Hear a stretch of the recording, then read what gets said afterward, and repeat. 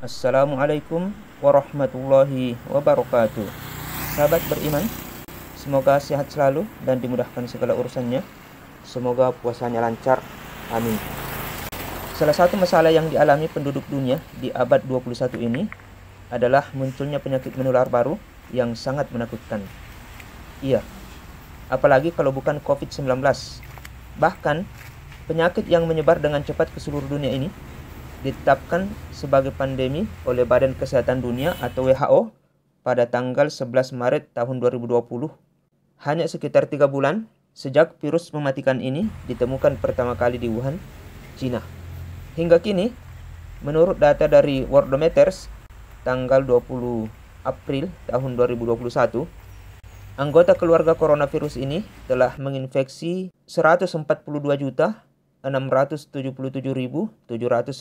orang di seluruh dunia dengan kematian sebanyak 3.042.426 orang. Negara dengan kasus terbanyak masih ditempati oleh Amerika Serikat dengan total 32.468.818 kasus dan kematian mencapai 581.527 orang. Di Indonesia sendiri, sejak penemuan kasus pertama pada tanggal 2 Maret tahun 2020, infeksi virus corona alias Severe Acute Respiratory Syndrome Coronavirus 2 ini, atau yang biasa disingkat SARS-CoV-2, berdasarkan laporan dari Kementerian Kesehatan melalui Satuan Tugas Penanganan COVID-19, 1.614.849 orang dan menyebabkan kematian sebanyak 43.777 orang, serta menempatkan Indonesia pada peringkat ke-18 sebagai negara dengan total kasus infeksi COVID-19 terbanyak. Angka-angka ini tentunya masih terus bergerak setiap harinya, meskipun alhamdulillah grafik perkembangannya menunjukkan adanya penurunan. Sahabat beriman, ada banyak upaya yang dilakukan pemerintah untuk memerangi makhluk ekstra kecil dan ganas ini. Salah satunya yang sering diperbincangkan belakangan ini adalah vaksin. Vaksin COVID-19 adalah harapan terbaik ba'dallah untuk menekan penularan virus corona. Meski demikian, masih ada saja kelompok anti vaksin atau masyarakat yang ragu untuk disuntik vaksin. Hal ini wajar, mengingat pandemi COVID-19 ini masih baru dan vaksin yang diberikan tentunya masih baru pula. Bahkan keraguan dan penolakan terhadap vaksin bukan hanya kali ini saja terjadi, tetapi sudah menjadi fenomena yang ditemukan jauh sebelum pandemi COVID-19.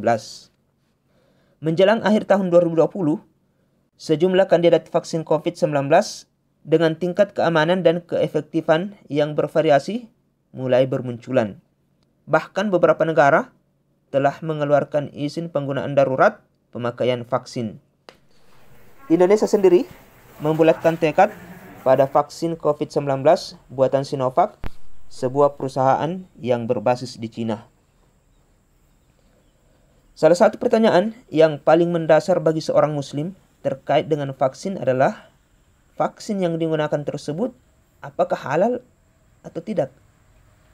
Hal ini sangat penting mengingat tidak bolehnya seseorang menggunakan barang-barang haram sekalipun untuk berobat. Syekh Dr. Salah bin Fauzan Hafizahullah mengatakan tidak boleh berobat dengan sesuatu yang diharamkan berdasarkan hadis Nabi Shallallahu Alaihi Wasallam dari Abdullah bin Mas'ud radhiyallahu anhu. Innallaha lam yaj'al shifakum fima harrama alaikum. Sesungguhnya Allah tidaklah menjadikan obat dari yang Allah haramkan bagi kalian. Hadis riwayat Bukhari. Dalam hal ini, Majelis Ulama Indonesia atau MUI memiliki otoritas. Alhamdulillah, MUI yang memang terlibat sejak awal pandemi bergerak cepat. Tepat tanggal 27 Jumadil Awal tahun 1442 Hijriah bertepatan 11 Januari tahun 2021 Miladiah telah mengeluarkan fatwa dengan nomor 02 tahun 2021 tentang produk vaksin COVID-19 dari Sinovac, Cina, dan dari PT Bio Farma. Dalam fatwa ini, menyebutkan bahwa vaksin COVID-19 produksi Sinovac dan PT Bio Farma hukumnya suci dan halal. Tidak tanggung-tanggung, untuk mengeluarkan fatwa setebal 8 halaman ini, MUI harus mengutus tim khusus ke China dan ke laboratorium Bio Farma sendiri sebagai lokasi pembuatan Sinovac di dalam negeri. Selain MUI, pada hari yang sama, Badan Pengawas Obat dan Makanan BPOM berdasarkan hasil analisis terhadap hasil uji klinis juga resmi menerbitkan izin penggunaan darurat untuk vaksin COVID-19 Sinovac yang menunjukkan bahwa vaksin ini aman. Saya juga mendapatkan salinan surat keputusan Dewan Syariah Wahda Islamiyah, salah satu ormas Islam di Indonesia, yang menyebutkan bahwa hukum penggunaan vaksin COVID-19 yang diproduksi oleh Sinovac, China, dan juga PT Bio Farma Persero ini di Indonesia adalah boleh bagi umat Islam karena zatnya bersih dari unsur najis, halal, dan aman. Bukan hanya itu, bahkan Wahda Islamiyah juga menganjurkan kepada seluruh kader dan simpatisannya serta masyarakat pada umumnya untuk melakukan vaksinasi sesuai dengan ketentuan dan persyaratan yang berlaku sebagai bentuk upaya mewujudkan kemaslahatan bersama. Sebuah kaidah menyebutkan bahwa mazhab seseorang itu adalah mengikuti kepada siapa ia bertanya. Dari kaidah ini teman-teman, sudah sangat jelas bahwa urusan kehalalan vaksin sejak awal diserahkan kepada MUI yang memang memiliki wewenang untuk ini. Maka ketika ia telah mengeluarkan fatwa tentang kehalalannya, maka ini sudah cukup sebagai pegangan. Meskipun vaksin COVID-19 Sinovac secara zat halal, bukan berarti masalah telah selesai. Masalah lain yang kembali muncul adalah jadwal vaksin yang kadang bertepatan dengan bulan Ramadan. Pertanyaan yang sering mengemuka adalah, apakah suntikan vaksin membatalkan puasa? Mari kita lihat jawaban dari pertanyaan ini. Dikutip dari kompas.com pada tanggal 12 April tahun 2021, yang juga mengutip dari Arab News, Mufti Besar Arab Saudi, Syekh Abdul Aziz Al-Asyaikh, menegaskan bahwa vaksin COVID-19 tidak membatalkan puasa. Vaksin COVID-19 tidak membatalkan puasa karena tidak dianggap sebagai makanan dan minuman. Vaksin juga diberikan secara intramuskuler sehingga tidak membatalkan puasa.